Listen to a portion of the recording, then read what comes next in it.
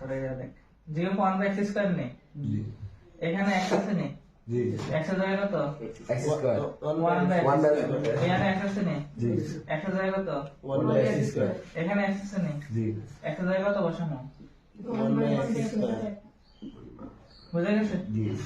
মানে এই x F of x এর মানটা ওয়ান বাই এক্স স্কয়ার তারা বলছে বসানোর জন্য আমরা বসাইছি এবার আমাদের কাজ হচ্ছে ক্যালকুলেশন করে দাও 1 2 দুগুণে 4 4 দুগুণে 8 2 দুগুণে 4 ক্লিয়ার জি এবার এখানে আমরা যোগফল করব এখানে সবচেয়ে বড়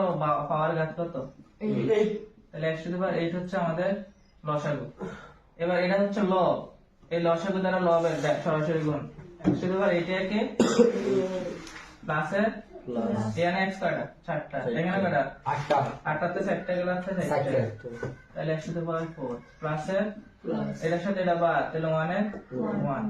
আর এটা যেভাবে আছে এটা বাদ না ডিভিশন না এটা গুণ নিয়ে নেব তাহলে x to the power 8 plus x to the power 4 plus 1 x to the power 8 into x to the power 4 তাহলে এখানে x আছে 4টা এখানে আছে 8টা তাহলে আর কটা রয়েছে 4টা তাহলে এখানে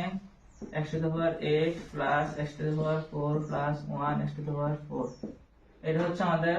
left hand side right hand side